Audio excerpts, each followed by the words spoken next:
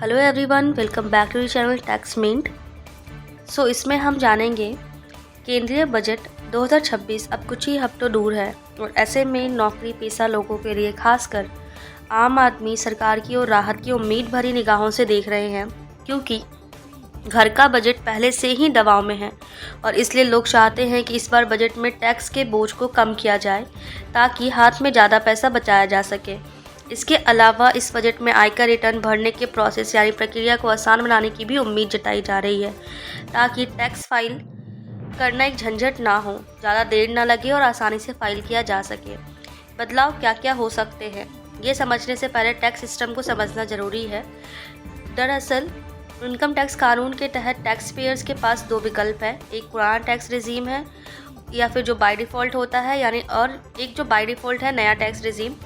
पुराने tax regime में basic छूट आपको 2.5 लाख रुपए तक की मिलती थी, जबकि नए टैक्स रिजीम में आपको मिलती है जो कि वित्तीय वर्ष 25-26 से ये सीमा 4 लाख कर दी गई है।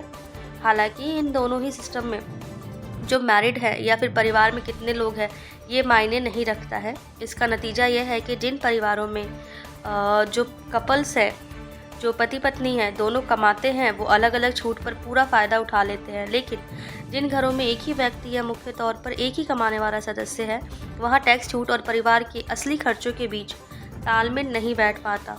असमानता के लिए और इसको दूर करने के लिए जो भी शादीशुदा जोड़ों के लिए एक वैकल्पिक जॉइंट टैक्सेशन सिस्टम लाने का इस बजट में विचार किया जा सकता है। इसके तहत जो पति पत्नी अपनी आय को मिलाकर एक साथ इनकम टैक्स रिटर्न फाइल कर सकते हैं, वो कर सकेंगे। ऐसे सिस्टम में परिवार के स्तर पर ज़्यादा बेसिक टैक्स छूट दी जा सकती है, जिसके अलग अलग मिलने वाली छूट को जोड़ा जा सकता है। इससे खास तौर पर उन परिवारों को राहत मिलेगी जहां घर की जिम्मेदारी एक ही कमाने वाले सदस्य पर टिकी हुई है। एक्सपर्ट्स कहते हैं कि बजट 2026 से पहले इनकम टैक्स स्लैब में बहुत बड़े और अचानक बदलाव की मांग को संतुलित नज़रियों से देखा जाना चाहिए।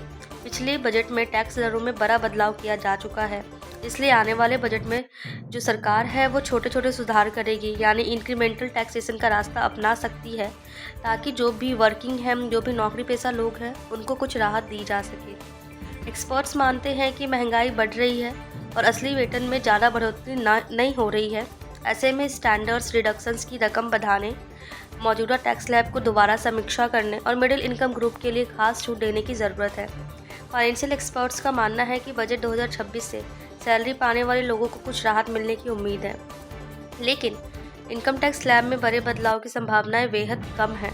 उनका कहना है कि पिछले बजट में टैक्स स्लैब पहले ही नए रूप में पेश किए जा चुके हैं, इसलिए इस बार बजट महंगाई और धीमी आर्थिक ग्रोथ के असर में रखते हुए जो है उसको कम करने पे ज़्यादा फोकस किया जा सकता है। टैक्स एक्सपर्ट सरकार से मांग कर रहे हैं कि स्टैंडर्ड डिडक्शंस बढ़ाई जाए, सेक्शन 80C की सीमा में बदलाव किया जाए और सबसे ऊंचे टैक्स स्लैब्स की इनकम लिमिट बढ़ाई जाए, ताकि महंगाई के दबाव से आम टैक्स पेयर्स को कुछ राहत दी जा सके। वहीं इससे पहले के बदलावों की बात करें तो भारत में टैक्स सिस्टम को आसान बनाने की दिशा में सबसे बड़ा कदम बजट 2020 में उठाया गया था, जब वित्त मंत्री निर्मला सीतारमन ने नया टैक्स रिजीम पेश किया। इसका मकसद ढेर सारी छूटों और जटिल नियमों को कम करने का था और आसान बनाने का था। इसके बाद बजट 2025 में सुधार को और रफ्तार मिली, जहां हाल के साल में सबसे बड़ी टैक्स राहत दी गई, जिससे बड़ी संख्या में टैक्स पेयर्स को फ़ायदा मिला। साल 2025 में पर्सनल इनकम टैक्स सिस्टम में बड़े बदलाव किए गए, जिसके बाद 12 लाख रुपए तक की सालाना आय पर टैक्स लगभग ना के बराबर कर दिया गया। इससे मिडिल इनकम ग्रुप को बड़ी सहायता में क्यों मदद मिली।